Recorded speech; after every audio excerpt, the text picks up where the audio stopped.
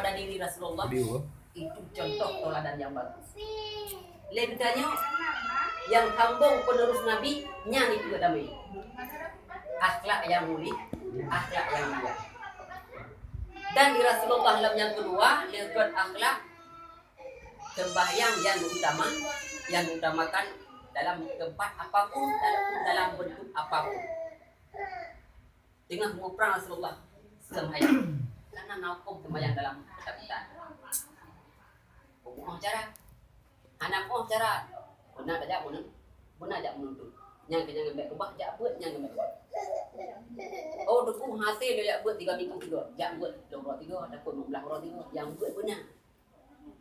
Munyo hana ya buat. Hana cara ibadah. Cara ibadah.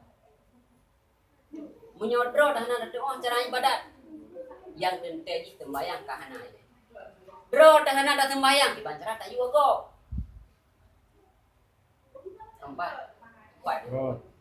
Dro dah sembahyang di bancara tak yu go. Ditanya urang pedang syariat Allah. Urang pedang syariat Nabi Muhammad hukum Allah. Dro dah sembahyang. Urang buat serai-rai dosa. Urang yang paling rai dosa jak-jak datang rumahmu itu hana lain, hana dua. Habok, hana sembahyang. Hana rai dosa bina. Banding dengan tembak. Sembahyang betul kalampung. Mau kan? Betul dekat karena teruyuk ka kalau yang bid'ah bid'ah hana rai. Kairo na ju baik. Hana rai dosa bina banding dengan tembak. Dengan sembahyang rai dosa. Abu Payah pasti pernah sampaikan yang kakak ikut. Tak sejak padalah hana harga hukum tamat baru habis.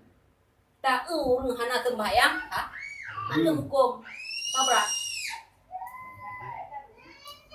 Berat kan ya? Berat kan? Tak sejak patah dah dulu lah. Tamat ni baru sama. Tak hana sembahyang. Yokan kagum dah. Kan berat kan? Tadi sembahyang bandingan. Memang tanya kada bentukan sebuah kelompok yang lagi nyo. Ikut sembahyang bandingan. Yang anak guna tak berbuang agama Allah. Empat. Yang kedua pun akhlakul karimah. Akhlak yang mulia. Dengan cara ajak buat, dengan cara kekerasan, dengan cara kekejaman yang hana